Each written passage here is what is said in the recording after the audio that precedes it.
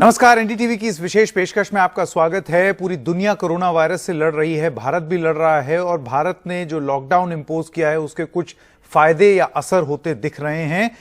कितना लंबा चलेगा और एक महीना जो लॉकडाउन का पूरा हो गया है उसको सरकार किस तरीके से देखती है, इस पर बात करने के लिए मेरे साथ केंद्र सरकार के वरिष्ठ मंत्री नितिन गडकरी जी जुड़ गए हैं। नितिन गडकरी, एनडीटीवी से बात करने के लिए आपका बहुत बहुत धन्यवाद। मैं सबसे पहले तो गडकरी जी आपसे ये पूछना चाहता हूं कि एक खबर कुछ माध्यमों से मैंने सुनी कि आपकी सेहत थोड़ी सी गड़बड़ रह रही है। सबसे पहले तो आप ये बता दें, आपकी सेहत कैसी है? मेरी सेहत बहुत अच्छी है। मैं एक ही दिन के लिए हॉस्पिटल में गया था और एकदम ठीक है, फिट है और मैं अभी पूरी तरह से एक्टिव हूँ और सेहत की कोई चिंता करने का कारण नहीं है। चलिए, ये बहुत अच्छी बात बताई। अब आपकी सेहत ठीक है। मैं आगे कोरोना वायरस से लड़ने में भारत की सेहत कैसी होगी और हमारी जो आर्थिक सेहत है उसको सुधारने पर भी आपसे कुछ सवाल पूछूंगा। उम्मीद है आप उसका हमको जवाब देंगे। मैं सबसे पहले आपसे ये जानना चाहता हूं कि आपके मंत्रालय के क्या इनिशिएटिव्स रहे हैं पिछले एक महीने में जब से ये लॉकडाउन लगा है? देखिए, सबसे पहली बात है कि इंफ्रास्ट्रक्चर के हिसाब से हमारी रोड मिनिस्ट्री बहुत इंपॉर्टेंट है और जहां इकोनॉमी स्लो डाउन हुई है वहां मार्केट में लिक्विडिटी लाने की बहुत बड़ी आवश्यकता है। हमने इस क्राइसिस में भी मार्च एंड तक हमारा लगभग टारगेट पूरा किया है और आज की स्थिति देखकर प्रधानमंत्री जी ने जो 100 लाख करोड़ का इंफ्रास्ट्रक्चर बनाने का एक संकल्प किया है उसमें हमारे डिपार्टमेंट की जिम्मेदारी बड़ी है और मैंने ये तय किया है कि 30 किलोमीटर का जो हमने काम किया है अब इसको हम दुगना या 3 गुना करेंगे और इसलिए आने वाले साल में हमारे रिसोर्सेस की हमारे लिए प्रॉब्लम नहीं है। हम public private investment, insurance fund, pension fund और बैंक से पैसा लाकर बना सकते हैं। हमारा अभी NHAI AAA रेटिंग है, 40,000 करोड़ हमारा साल का टोल का इनकम है और अब हम लोग 1 लाख करोड़ तक जाएंगे। 2000 लॉजिस्टिक पार्क और उसके साथ 2000 बस पोर्ट और उसके साथ साथ हम लोग 22 ग्रीन एक्सप्रेस हाईवे और हाईवे के बाजू में हम industrial clusters, smart city, smart villages, logistic park ये बनाने का प्लान भी कर रहे हैं और मेरा विश्वास है कि इंडियन इकोनॉमी को जो एक्सेलेरेट करने की बात प्रधानमंत्री जी ने की है उसमें हमारा विभाग जो टारगेट दिया उससे ज्यादा काम करेगा। जहां तक MSME की बात है वो बहुत महत्वपूर्ण है। हमारे देश के विकास में MSME का बहुत बड़ा कंट्रीब्यूशन है। हमारी 29% ग्रोथ जो है GDP की वो MSME से आती है। हमारा एक्सपोर्ट जो होता है 48% MSME से होता है और करीब 11 करोड़ जॉब हमारे यहाँ क्रिएट हुए MSME के कारण। स्वाभाविक रूप से MSME अड़चन में है, वो प्रॉब्लम फेस कर रही है और इसलिए हमारे वित्त मंत्रालय ने, उसके बाद रिजर्व बैंक ने, बैंकों ने, भारत सरकार ने और हमारे मिनिस्ट्री ने बहुत से अच्छे निर्णय किए हैं। तो हमने 20% वर्किंग कैपिटल ज्यादा बढ़ा कर दिया है। उसके साथ साथ हम फंड्स ऑफ फंड करके 10,000 करोड़ अगर MSME बैंक मार्केट में जाकर अगर कैपिटल रेस करती है इक्विटी तो हम लोग उसमें करीब 15% हम उसमें कंट्रीब्यूट करेंगे। ये योजना भी हमने बनाई है। जो सिन्हा कमेटी की रिपोर्ट थी जो रिजर्व बैंक ने अपॉइंट की थी उसके बाद में काफी चेंजेस किए। MSME की डेफिनेशन के बारे में आने वाले 7-8 दिन में वो भी डिक्लेरेशन हो जाएगा और उसके साथ हमने ये स्टडी किया है कि हम लोग ये जो MSME का प्रॉब्लम सबसे बड़ा ये है कि बड़े प्रमाण पर गवर्नमेंट और स्टेट गवर्नमेंट अंडरटेकिंग्स और मेजर इंडस्ट्री में पैसा अटका हुआ है, इसलिए वो लिक्विडिटी का प्रॉब्लम फेस कर रहे हैं। तो हम ऐसा एक फंड क्रिएट करने के बारे में सोच रहे हैं। फाइनेंस मिनिस्ट्री और हमारी कैबिनेट में शायद उसका अप्रूवल मिलेगा तो कर पाएंगे। तो वो हमने रिकमेंड किया है कि भाई ये 1 लाख करोड़ का फंड होगा जिसकी गारंटी हम लोग इंश्योरेंस करके हम लेंगे और वो पैसा हम लोग जिनके पेमेंट मेजर इंडस्ट्री में, गवर्नमेंट अंडरटेकिंग में, स्टेट गवर्नमेंट में, सेंट्रल में फंसे हुए हैं उसके अगेंस्ट उनको पैसा मिलेगा और ऐसी एक स्कीम हम बनाने के पीछे लगे हैं ताकि इस समय लिक्विडिटी आएगी तो निश्चित रूप से मार्केट में चहल पहल होगी जिससे हमारा ग्रोथ बढ़ेगा, एम्प्लॉयमेंट पोटेंशियल बढ़ेगा। और एक बात हम कर रहे हैं कि जो एक्सपोर्ट हो रहा है 3 साल में हुआ है उसका एक किताब निकाल रहे हैं और जो हमारा इंपोर्ट होता है 3 साल का उसका भी एक किताब, 2 अलग किताब निकाल रहे हैं। एक्सपोर्ट को बढ़ाने के लिए हम क्या कर सकते हैं और इंपोर्ट को कम करने के लिए क्या कर सकते हैं, ये दोनों बातें उसमें रहेगी। एक मैं सबसे इंपॉर्टेंट चीज आपको बताना चाहूंगा कि हमारे जापान के प्रधानमंत्री जी ने जिस प्रकार से चाइना से जापानी इन्वेस्टमेंट और जापानी उद्योगपति जहां से बाहर आएंगे तो उनके लिए एक बड़ा पैकेज डिक्लेयर किया है तो मुझे लगता है यही पूरे वर्ल्ड में, विश्व में we are all facing economic crisis. पर अब वर्ल्ड के सभी देश चाइना के साथ व्यवहार करना नहीं चाहती। चाइना एक सुपर इकोनॉमिक पावर है, इस समय ये ब्लेसिंग इन डिस्गाइज है। मैं ये मानता हूं कि ये आपत्ति नहीं है, ये इष्टापत्ति है, और इसका उपयोग करके हमारे इकोनॉमिक कॉरिडोर के बाजू में, हमारे ग्रीन एक्सप्रेस हाईवे के बाजू में लैंड एक्विजिशन कॉस्ट बहुत सस्ती है। और हमने भी ये तय किया है कि हमारे एक जॉइंट सेक्रेटरी को एक काम देंगे कि जितनी ये फॉरेन इन्वेस्टमेंट लाएगी, new technology, innovation, entrepreneurship, science, technology, research, skill and experiences, इसको हम नॉलेज कहते हैं। और मैं मानता हूं कि अब ये जमाना जो है वो conversion of knowledge into wealth का है। तो हम इस आपत्ति का उपयोग करके इन्वेस्टमेंट लाए और इंडिया को जो प्रधानमंत्री जी का सपना है सुपर इकोनॉमिक पावर बनाने का, 5 ट्रिलियन इकोनॉमी का, वो पूरा करें। गडकरी जी, जो आखिरी चीज आपने बोली, मैं पहले उसी से शुरू करना चाहता हूं। आपने ये बोला कि चाइना से जिस तरीके से लोग हाथ खींच रहे हैं, दुनिया भर की जो ताकतें हैं वहां से अपनी इन्वेस्टमेंट्स वापस ले रहे हैं, कहीं और इन्वेस्ट कर रहे हैं, हमको उसको एक अपॉर्चुनिटी की तरह लेना चाहिए। इस बारे में बात भी बहुत कुछ हो रही है। लेकिन गडकरी जी, इससे पहले जब एक ट्रेड वॉर हुई थी यूएस और चाइना की, तो ऐसा नहीं था कि इन्वेस्टमेंट हिंदुस्तान में आया, वो कहीं और चला गया। हिंदुस्तान के संदर्भ में ये कहा जाता है हमारा मैन्युफैक्चरिंग सेक्टर इतना कमजोर है, पॉलिसीज बहुत कमजोर हैं, इन सबको दुरुस्त पहले करना पड़ेगा, इससे पहले निवेश आए। मैं पहली बात तो आपको ये कहूंगा कि निश्चित रूप से हमको हमारी जो स्टेट गवर्नमेंट कंट्रोल MIDCs है, वहां के क्लियरेंसेस, लाइसेंसेस टाइम बाउंड तुरंत देने पड़ेंगे। और इसीलिए इस इन्वेस्टमेंट को मेरे डिपार्टमेंट में हम एक जॉइंट सेक्रेटरी जो स्टेट गवर्नमेंट साथ कोऑर्डिनेट करेगा, और नई नई टेक्नोलॉजी आएगी इसमें। मैंने और एक बात आज मैं सभी करीब से कम 10-12 दिन में करीब 1.25 करोड़ 1.5 करोड़ लोगों तक पहुंचाऊं। मैंने उनको कहा है कि जो न्यू टेक्नोलॉजी है, न्यू इनोवेशन है, न्यू रिसर्च है, उसके लिए आप ज्वाइंट वेंचर करिए।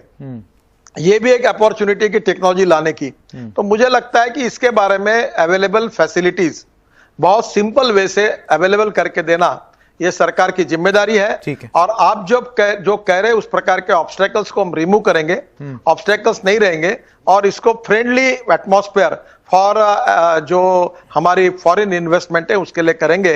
वो निश्चित रूप से आपकी बात का महत्व मैं जानता हूं, और हम इस दृष्टि से ही ये जो बॉटलनेक्स है वो दूर करने के लिए सरकारी लेवल पर हम कोऑर्डिनेट भी करेंगे, कम्युनिकेट भी करेंगे और कोऑपरेट भी करेंगे। गडकरी जी, आपने अभी बताया पूरा एक एक्शन प्लान, आपने बहुत ही विस्तार से समझाने की कोशिश की कि रोड टू रिकवरी क्या हो सकती है। उसमें आपने MSME का भी जिक्र किया। जाहिर सी बात है वो भी उम्मीद लगाए बैठे हैं कि सरकारी कुछ पैकेज मिलेगा, लिक्विडिटी का इन्फ्लक्स जो है, इनफ्लो, वो सरकार की तरफ से आएगा। मैं आपसे एक और सवाल जानना चाहता हूं, क्या सरकार ने एक असेसमेंट किया है कि हमको इकोनॉमिक लॉस कितना हुआ है? क्योंकि यशवंत सिन्हा आपके पुराने साथी, उन्होंने NDTV से बात करते वक्त यह बोला कि सरकार को कम से कम नहीं तो 15 लाख करोड़ रुपए का प्रावधान करना पड़ेगा अगर इस आर्थिक दिक्कत से बाहर निकलना है। तो असेसमेंट पूरी हो चुकी है या नहीं? देखिए, इसके बारे में तो फाइनल सरकारी पॉलिसी डिक्लेयर होगी, उसमें आएगा। मैं जहां तक MSME के बारे में बता सकता हूं कि आने वाले समय में MSME का जो 1 महीने का लॉकडाउन है उसमें काफी नुकसान हुआ है, और 1 महीने के पहले भी इकोनॉमिक सिचुएशन में भी लोगों की काफी तकलीफें थी। पर मैं ये मानता हूं कि इन सब बातों को ध्यान में रखते हुए पॉजिटिव एटीट्यूड और fast track decision making process, और मुझे लगता है कि ऑब्स्टेकल्स को दूर करके हमको इकोनॉमी को एक्सेलरेट करना पड़ेगा, गतिशीलता देनी पड़ेगी। सरकार ने ऑलरेडी 1,80,000 करोड़ का पैकेज जाहिर किया है, और फाइनेंस मिनिस्ट्री, रिजर्व बैंक लगातार काफी अच्छे निर्णय भी कर रही है। लगातार प्रधानमंत्री जी के लेवल पर इसका रिव्यू हो रहा है और उसकी पॉलिसी बनेगी। पर एक बात मैं आपको बताना चाहता हूं कि आप एक बात समझिए कि जैसे इंडस्ट्री भी अड़चन में है, वैसे स्टेट गवर्नमेंट भी अड़चन में है। बिल्कुल, रेवेन्यू ड्रॉप हुआ है, बिल्कुल, GST हो, इनकम टैक्स हो। तो इस समय हमें सभी स्टेक होल्डर को एक इक्विलिब्रियम मेंटेन करना पड़ेगा। हमको सरकार को भी प्रोटेक्ट करना है, बैंकों को भी प्रोटेक्ट करना है, उद्योगों को भी प्रोटेक्ट करना है। कोई भी बीच में इस रेस में किसी का भी नुकसान न हो के किसी को रुकने की आवश्यकता नहीं पड़ेगी। हम सब मिलकर चलेंगे। कैसे? गडकरी जी, सबसे महत्वपूर्ण सवाल ये होगा कैसे, ये इक्विलिब्रियम आप कैसे बनाएंगे? क्योंकि स्टेट्स जो हैं वो उम्मीद लगाए बैठे हैं कि केंद्र पैसा देगी, पैकेज देगी। MSME प्रयास कर रहे हैं कि किसी तरीके से केंद्र लिक्विडिटी दे दे। हर कोई तो केंद्र से पैकेज मांग रहा है, और अभी तो मैं मजदूरों पर आया भी नहीं। अभी तो आपको बताता हूं, बड़े प्रमाण पर भारत सरकार ने ऑलरेडी बहुत से पैकेजेस दिए, लेबर्स के लिए दिए। हमने 500 रुपए जिनके जनधन योजना में अकाउंट थे उनके अकाउंट तक जमा कर दिए, लोगों लाइन लगाकर पैसे ले रहे। हमने फूड अवेलेबल करके दिया है, सस्ते में दिया है। और कुछ जगह तो ऐसा है कि अभी फूड का कोई जगह अड़चन नहीं है, चावल और गेहूं भरपूर दिया गया है। अब इस समय हमने सब प्रकार के जितने कुछ काम कर सकते हैं वो राज्य सरकार के सहयोग के साथ हम लोग कर रहे हैं। और एक बात आप समझ लीजिए कि एवरीवन इज इन प्रॉब्लम। तो आखिर सरकार को भी आज इस समय रेवेन्यू ड्रॉप हुआ है, तो हम लोग पहली बात जो उद्योजक है वो सरकार की भूमिका में भी जाए, सरकार उद्योजक की भूमिका में जाए, और दोनों बैंकों की भूमिका में जाकर हम सबको सर्वाइव होते हुए आगे जाना है, ये समझकर करना पड़ेगा। मुझे एक ने पूछा कि जापान के सरकार ने 12% जीडीपी का इसके लिए रखा है। जापान की इकोनॉमी का वॉल्यूम, यूएसए के इकोनॉमी का वॉल्यूम, वहां की ताकत और हमारी इसमें फर्क है। फिर भी इस स्थिति में बड़े प्रमाण पर हमारी सरकार, भारत सरकार लगातार सब स्टेक होल्डर्स के पीछे, उद्योजकों के पीछे हमारी बैंक के खड़ी है। और हम लिक्विडिटी बढ़ा रहे हैं। जो मैंने आपको बात कही कि मार्केट में लिक्विडिटी बढ़ाना इंपॉर्टेंट है, और लिक्विडिटी बढ़ने से हमारा जो चक्र है उद्योगों का वो एक्सेलरेट होगा। और ये लिक्विडिटी बढ़ाने के लिए सरकार ने अनेक उपाय ढूंढे हैं, और प्रधानमंत्री जी के नेतृत्व में इसका सबका विचार हो रहा है। ऑफिशियल बातें जो होगी वो डिक्लेयर होगी। जहां तक मैं अपने डिपार्टमेंट तक रोड और इसमें क्या हो रहा है उतने तक ही बता पाऊंगा। और मेरा विश्वास है कि फाइनेंस मिनिस्टर, प्रधानमंत्री जी, सभी मंत्री, हम सबको प्रधानमंत्री ने टास्क दी है और हम सब उसके ऊपर काम कर रहे हैं। अर्थव्यवस्था के दृष्टिकोण से गडकरी जी, मेरे कुछ और सवाल उसके बाद मैं और पूछूंगा। अक्सर कई लोगों ने ये बोला है कि ये जो लॉकडाउन किया गया है, पूरे देश भर में जो लॉकडाउन किया गया है, उससे सिर्फ अर्थव्यवस्था को नुकसान हुआ है। बहुत सारी ऐसी जगहें हैं जहां पर कोरोना वायरस नहीं हुआ है, तो वहां लॉकडाउन होने का कोई मतलब ही नहीं है। तो आपको लगता है कि ऐसी जगह जो कि ग्रीन जोन्स हैं वहां पर पूरी तरीके से एक्टिविटी अलाउ कर देनी चाहिए, ताकि हम लोग जितना डैमेज हो रहा है उस गति से डैमेज ना हो? देखो, पहली बात तो आपको मैं बताऊंगा कि जो जिले में एक भी कोरोना नहीं था, अभी वहां शुरू हो गया। ये कहां जाएगा ये बता नहीं सकते, इसलिए प्रिवेंटिव मेजर करके किया है। पर आज ही सरकार ने जाहिर किया है, अभी हमारा नेशनल हाईवे पर 65% ट्रैफिक आ गया है, पोर्ट्स ओपन हो गए हैं, इंडस्ट्री बड़े प्रमाण पर महाराष्ट्र में आज ही सब जगह पर बड़ी चालू हो गई है। इसके बाद शॉप एक्सटेंशन एक्ट पर दुकानों को भी खोलने की बात हुई है। 3 बातें बहुत जरूरी है। मास्क बाहर निकलने के बाद घर से तुरंत बिल्कुल मैंडेटरी उपयोग करें। दूसरी बात, लगातार हाथ सैनिटाइजर से जाते जाते समय धोते रहे। और तीसरी बात, कहीं भी, चाहे आप आपके स्टूडियो में हो, इंडस्ट्री में हो, बाहर हो, अगर आप काम करते हैं तो 1 मीटर से ज्यादा डिस्टेंस को मेंटेन करें। और हमने इंडस्ट्री को यह भी कहा है, मैंने एमएसएमई वालों को कहा है कि अगर शहर से लोग इंडस्ट्रियल एरिया आते हैं तो बस में कम से कम 25 लोग ही बैठेंगे, ताकि डिस्टेंस मेंटेन करेंगे। और उसके साथ लेबर, अभी बड़े प्रमाण पर अगर ये जाने की बात हो रही है, ये भी ठीक नहीं होगा। ऐसे अगर लेबर चले जाएंगे तो और उनमें अगर कोरोना होगा तो उस राज्य में पहुंच जाएगा। इसलिए लेबर जो जो राज्यों में है उनको वहीं के वहीं तुरंत रोजगार उपलब्ध हो, इंडस्ट्री चालू हो जाए, ट्रेड एक्टिविटीज चालू हो जाए, बिजनेस मार्केट चालू हो जाए। और सरकार ने उसकी पहल की है। आने वाले 2-4 दिन में काफी बातें शुरू हो जाएगी। एक तरफ कोरोना को प्रोटेक्ट करने के लिए गाइडिंग प्रिंसिपल है, उसके ऊपर अमल करना, और दूसरी ओर डिसिप्लिन मेंटेन करते हुए हमको मार्केट इकोनॉमी को भी आगे चलाना। ये दोनों बातों का समन्वय साधने का समय हमारे पास आया है। और हम सबको मिलकर इसकी चिंता करते हुए, इसको ओपन करते हुए आगे जाना है। मुझे लगता है ये देश के लिए आवश्यक है, और ये दोनों भूमिका कॉन्ट्राडिक्टरी नहीं है, एक दूसरे के लिए पूरक है। और इस दृष्टि से अभी शुरुआत हुई है। ये बात जरूर है कि 1 महीने के लॉकडाउन से काफी नुकसान हुआ है, पर अभी ये तुरंत शुरू हो जाएगा और हमारी इकोनॉमी लाइन पर आएगी और मार्केट, दुकानें शुरू हो जाएगी, और फिर से लोगों को राहत मिलेगी और मजदूरों को वही काम मिलेगा, ये मेरा विश्वास है। दो सवाल गडकरी जी, इसमें ये आज जैसे वो जो शासन आदेश था गृह मंत्रालय का, उस पर भी बड़े आरोप लगे कि पहले आदेश जारी कर दिया, आदेश साफ नहीं था, और उसके बाद उसमें एक कितना कंफ्यूजन हुआ उस आदेश को लेकर के, क्या खुला है क्या नहीं खुला है। आपको लगता है कि एक प्लानिंग के स्तर पर और बेहतर एक प्रयोग किया जा सकता था, ज्यादा अच्छी प्लानिंग की जा सकती थी? देखिए, मैं आपको एक बात, पहली बात बताता हूं कि जात, पंथ, धर्म, भाषा, राजनीति, पार्टी, सबसे ऊपर उठकर हम सब भारतीय है। राज्य सरकार किसी के भी, हम सब एक है, और हमको मिलकर इस समस्या का सामना करना है।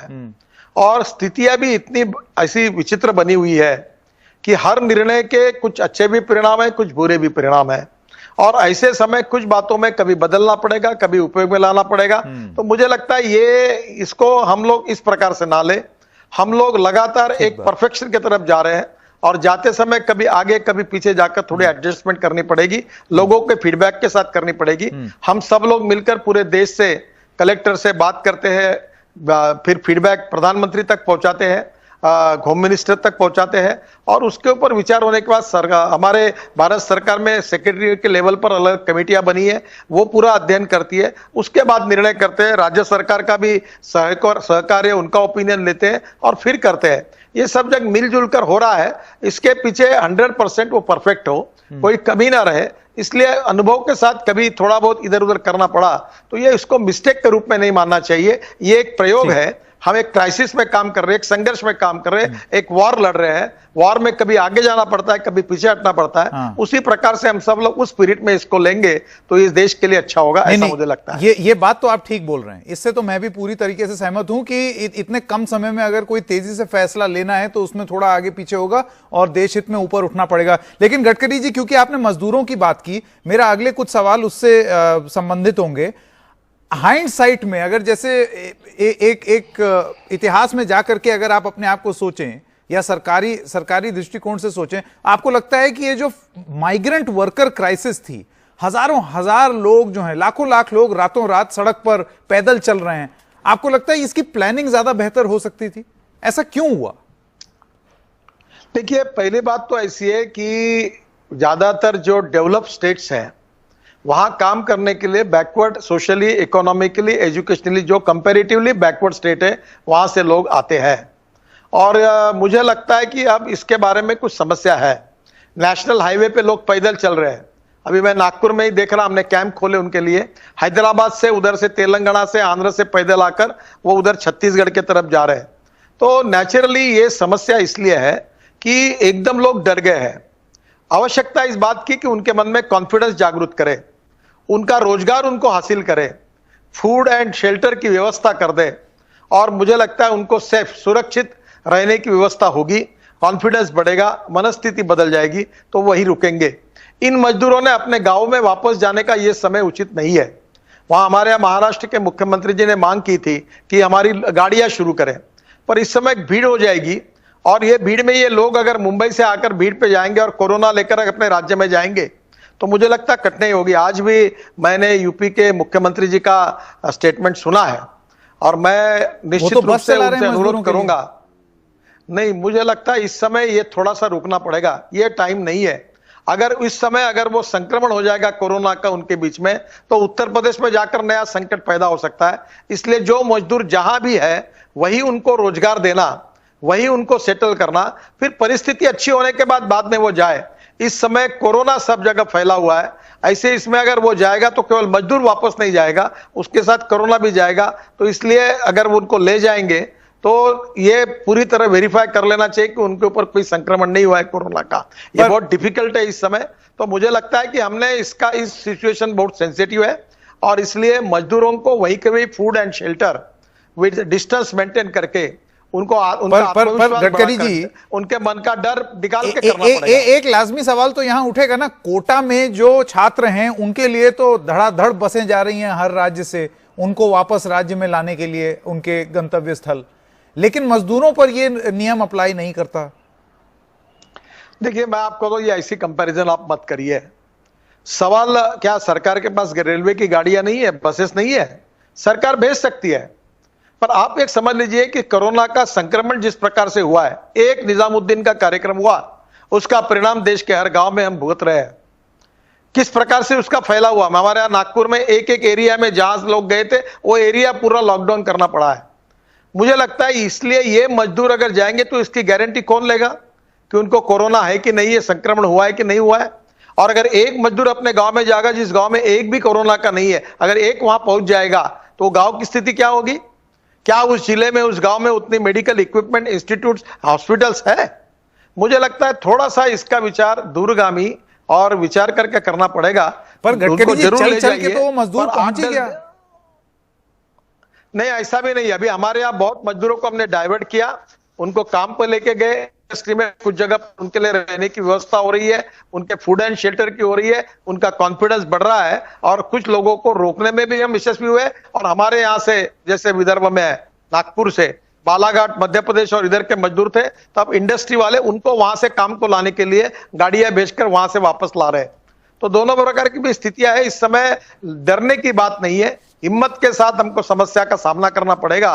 कोई भी जल्दबाजी में ऐसा निर्णय ना करे जिससे संक्रमण का फैलाव हो। ये चिंता सभी राज्य सरकार, भारत सरकार तो कर रही, उन्होंने भी करना अच्छा होगा, ये मेरा व्यक्तिगत मत है। जी जी, गडकरी जी, मैं आपके 2 मिनट समय और लूंगा। मैं आपको ये बताना चाहता हूं और आपको ये जान के खुशी होगी कि एनडीटीवी ने एक टाई अप किया है हीरो साइकिल्स के साथ।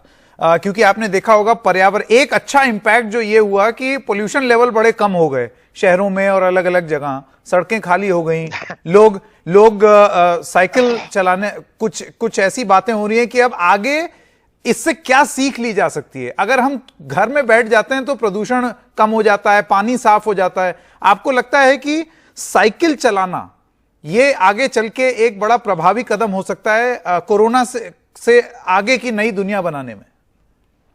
नहीं, ये तो साइकिल तो बहुत अच्छी है, पर मैं आपको बताता हूं कि मैं बार बार पिछले 7-8 साल से बोल रहा हूं, electric car, electric bus, electric bike, ये पूरा automobile, biofuel, ethanol, methanol, biodiesel, bio CNG, electric.